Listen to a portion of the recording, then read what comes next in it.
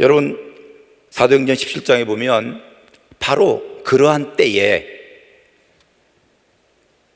데살로니카의 사람들이 사도 바울에게 했던 얘기가 뭔지 아십니까?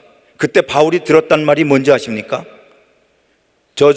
천하를 어지럽히는 놈이 나타났다라는 거야. 천하를 어지럽히는 놈이 나타났다. 이것이 데살로니카 사람들이 복음을 증거하고 있는 바울에게 한 얘기입니다. 바울은 어디 가나 욕을 먹었습니다.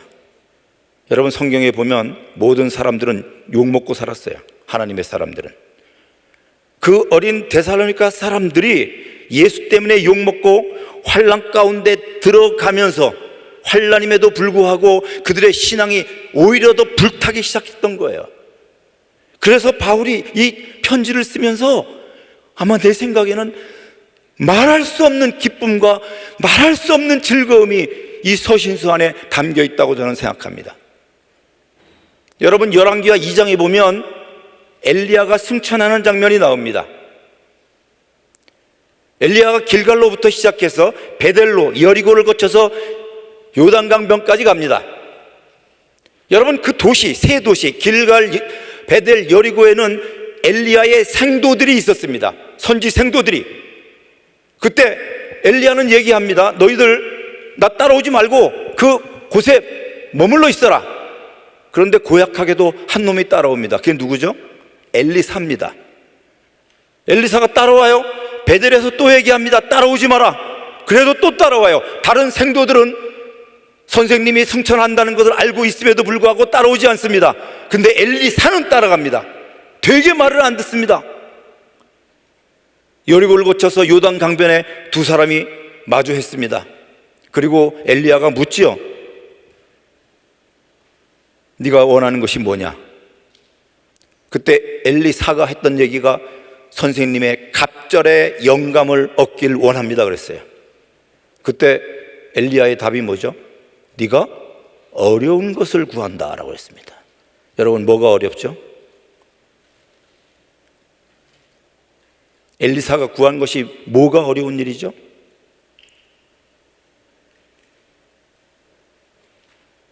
갑절의 영감을 그에게 임파테이션 하는 게 어려운 겁니까?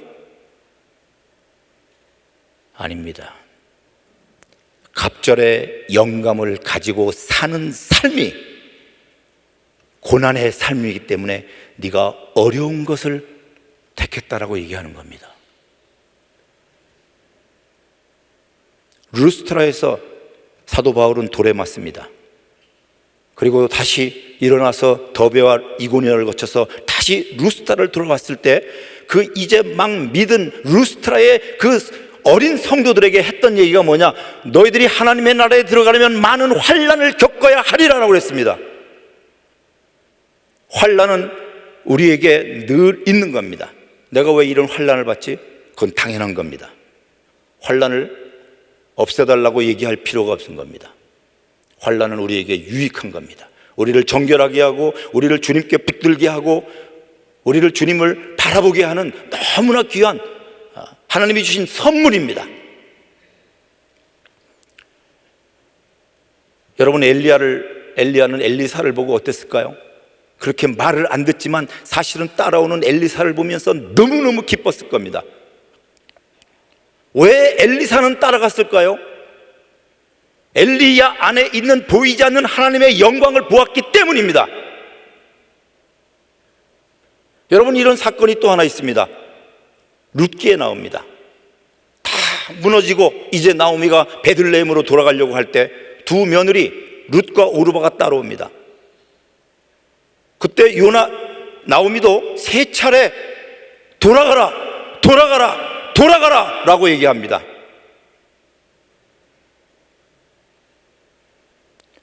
이유는 한 개만 나와 있어요. 그 이유는 뭐죠? 나는 과부다. 너희들도 과부다. 너희들은 동네 가면은 평생 과부로 살 거다. 내게 더 이상 아들이 없다. 형사 취수제라는 거 아시죠? 불가능하다. 너는 평생 과부로 사니 돌아가서 새 가정을 꾸며라. 이렇게 얘기한 겁니다. 3번 얘기했지만 2번은 아마 이렇게 얘기했을 거예요. 나는 거지다. 나는 돈도 하나도 없다. 거기 가면 너희들 거지처럼 산다. 돌아가라. 3번째는 이렇게 얘기했을 겁니다. 너희들 거기 가면 너희 모압 족속들은 짐승, 사람 취급 못 받는다. 지옥불에 불쏘시개처럼 여겨질 거다. 사람답게 살려면 여기서 살아라. 그랬더니 오르발은 돌아갔고 룻은 따라갔습니다. 룻이 뭐라고 그랬어요? 어머니 하나님이 나의 하나님입니다.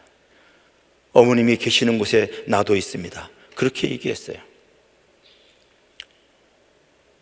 하나님을 만난 자는 그 길을 갈 수밖에 없어요. 선교는 동원을 하거나 뭘 하거나 뭐 격려를 받거나 아니면 협박을 받거나 해서 가는 게 아닙니다. 주님을 만난 사람은 할 수밖에 없는 하나님의 역사예요. 그것이 가장 정상적인 겁니다. 여러분, 바울이 가는 곳마다, 데살로니카의 형제들이 있는 곳마다 이런 어려움이 있었습니다. 왜 그렇죠? 세상과 달랐기 때문입니다. 그들을 보면 세상 안에 없는 어떤 그런 삶이 그들에게 나타났기 때문이에요. 성경에 보면은 바로 그들이 성령의 기쁨과 말씀을 받은 결과다라고 얘기합니다. 여러분, 사람들이 우리를 보면 궁금증이 일어나야 됩니다. 더 나아가서 충격을 받아야 됩니다. 갈등이 돼야 됩니다. 그들이 머리가 아파야 돼요. 도대체 뭐지? 왜 저 사람들은 저렇게 살지? 어떻게 악을 선대할 수가 있지? 어떻게 저들은 저주하는 자를 축복하고, 어떻게 모욕하는 자를 위해서 기도하고, 어떻게 저들은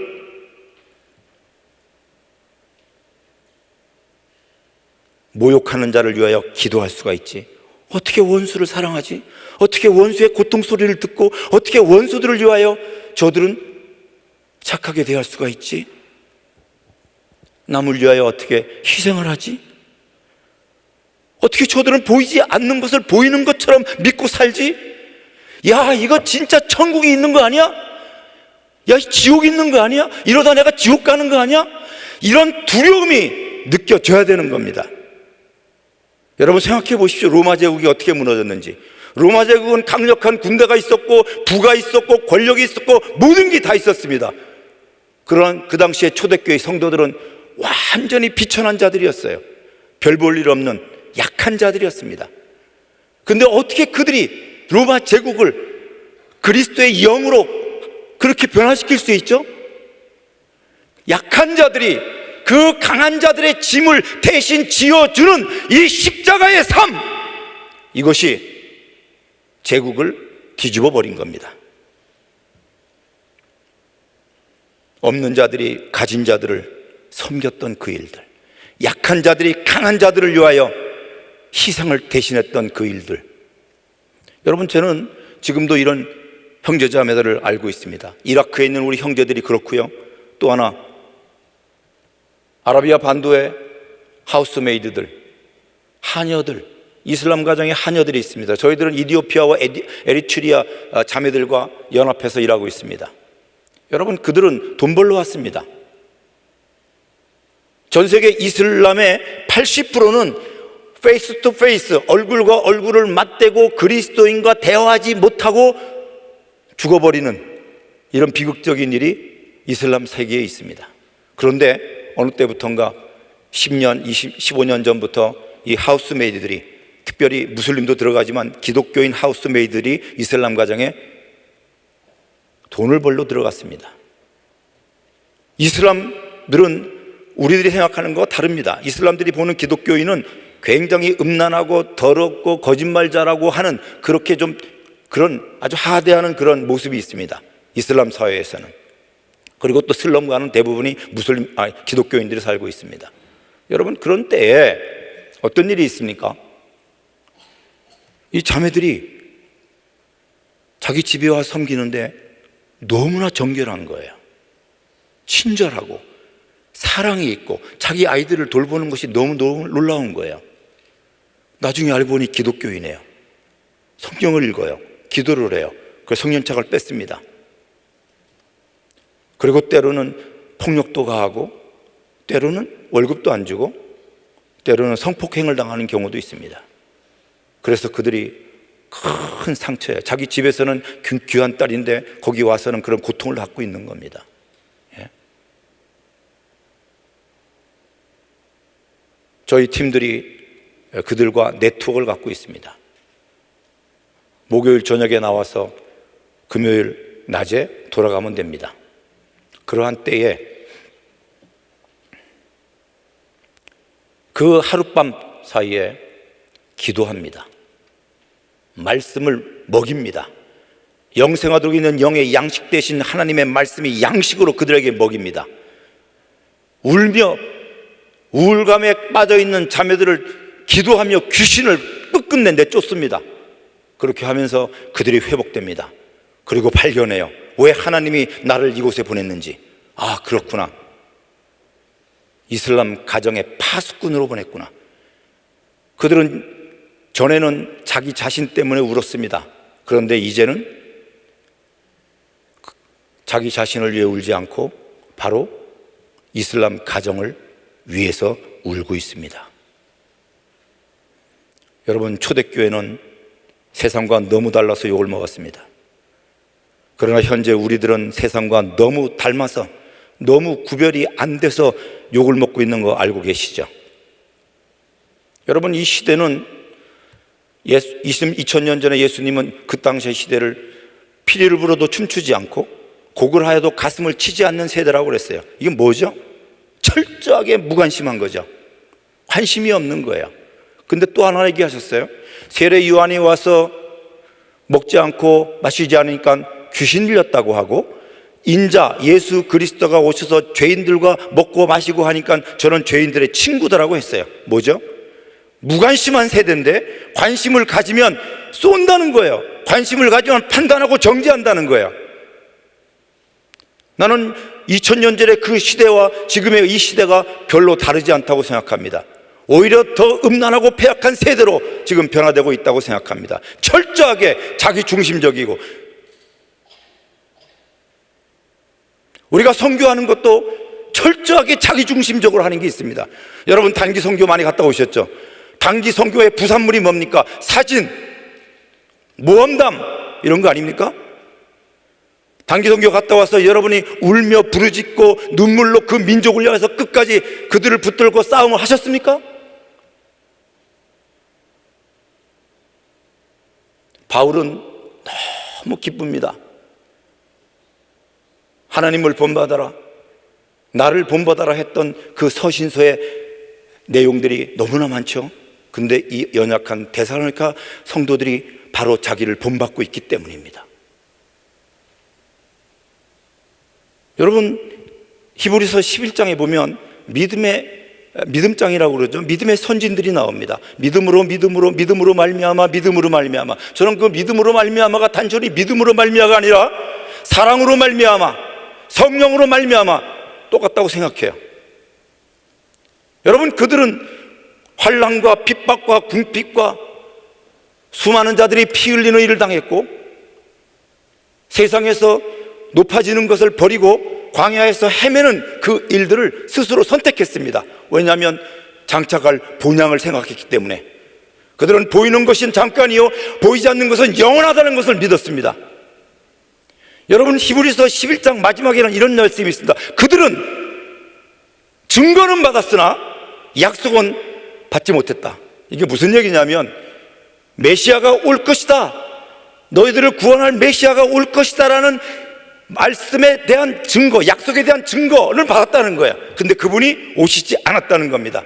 다시 얘기하면 예수 그리스도의 초림에 대한 약속을 받았지만 오시지 않았다는 거야. 이런 거랑 똑같죠? 5분 지났다 그러네. 5분만 더 하겠습니다.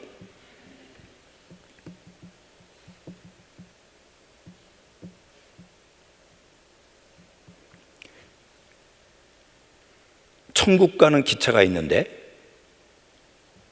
그 기차가 아직 플랫폼에 오지 않았습니다. 근데 기차를 탈 수 있는 티켓을 내가 받았어요. 그 티켓 갖고 기다렸다는 겁니다. 믿음으로. 그러다가 자기가 그 믿음을 다른 사람에게 연결하고 그 바톤을 넘기고 바톤을 넘기고 바톤을 넘겼다는 거예요.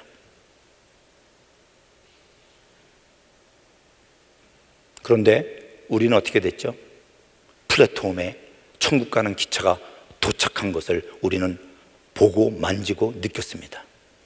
예수 그리스도가 이 땅에 오셔서 십자가의 삶을 보여주셨고 실제로 십자가에서 돌아가셨습니다. 우리는 그 구약의 믿음의 선진들보다 훨씬 더 분명한 약속을 붙잡은 자들이요 그것을 받은 자들입니다. 맞죠? 그리고 우리도 지금 이 바톤을 가지고 지금 달리기 하고 있는 겁니다. 우리도 지금은 증거는 받았습니다. 그러나 다시 오시겠다는 그분의 약속은 이루어지지 않았습니다. 허다한 믿음의 선진들이 응원하고 있다, 너희들을 지켜보면서 응원하고 있다라고 히브리서 12장 1절에는 써 있습니다.